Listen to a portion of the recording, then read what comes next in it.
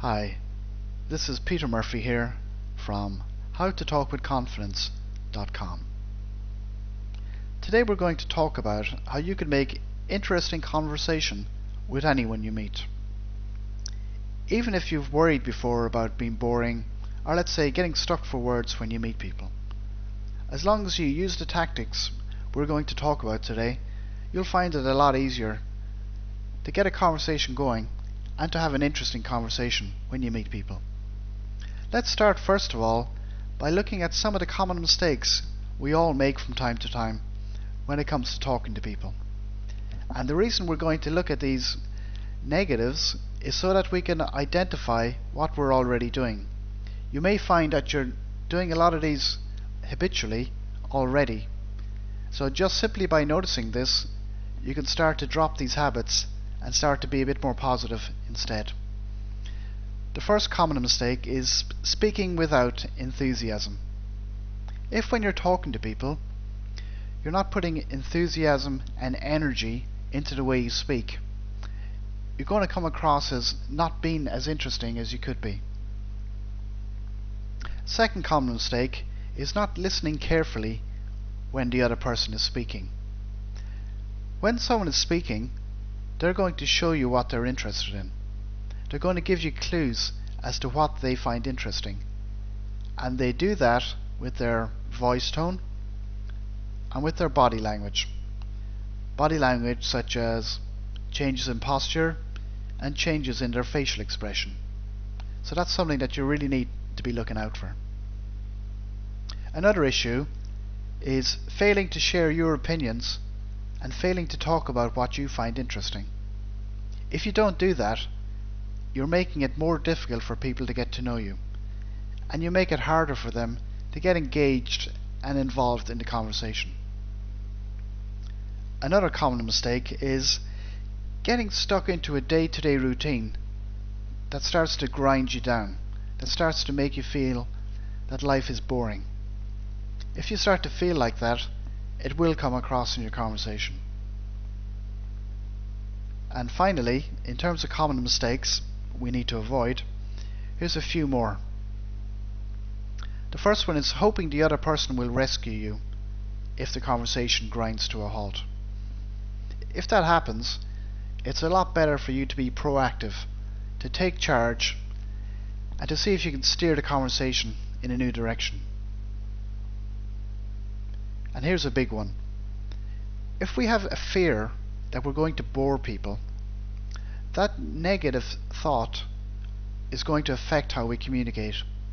It's going to make us nervous, it's going to make us tense, and it could even make your mind go blank because you're trying to second guess yourself. And the last common mistake is having a very narrow focus when it comes to what you're interested in. If that's how you tend to be, you'll find that you don't have much to talk about when you meet people.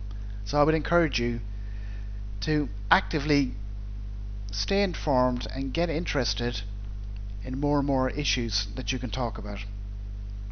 Let's move along now to some positive actions we can take. Generally, what I'd like you to do is to develop an active curiosity in life. First of all, decide that life is interesting. And secondly, allow people to be interesting. If you take on that new attitude, you'll find that you're a lot more excited when you meet people, and you're a lot more enthusiastic about learning about them and learning about what they're interested in. It's just a small shift in how you think, but it can make a big difference to the quality of the conversations. Related to that is deciding that you're going to find out what excites people. What is it that gets this person going? What is it that they're passionate about?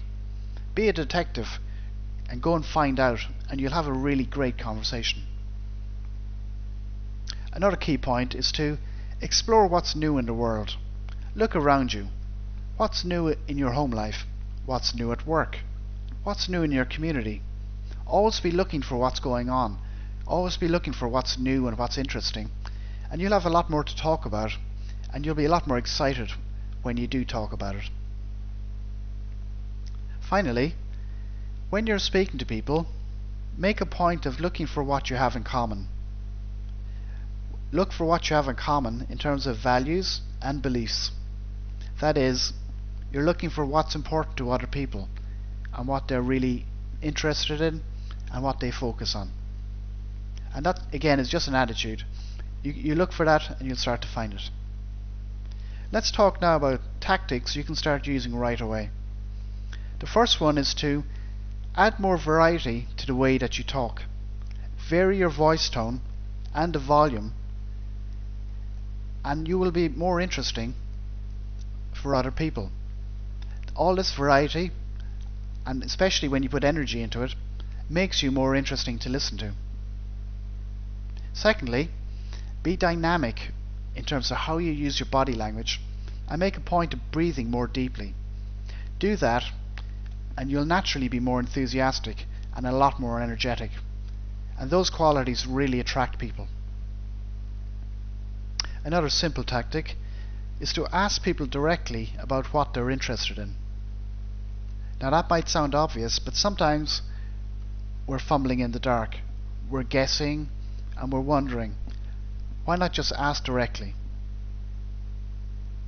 And of course, all of the time, watch very carefully when the other person is speaking.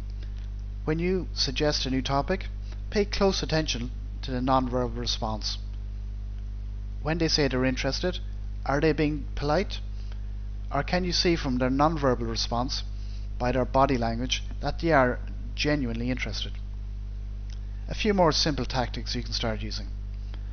The first one is to talk about what the other person is interested in first. If you do that, you'll find that they warm to you and the conversation gets started on a nice positive footing. Also, I like to have an attitude of fishing for clues.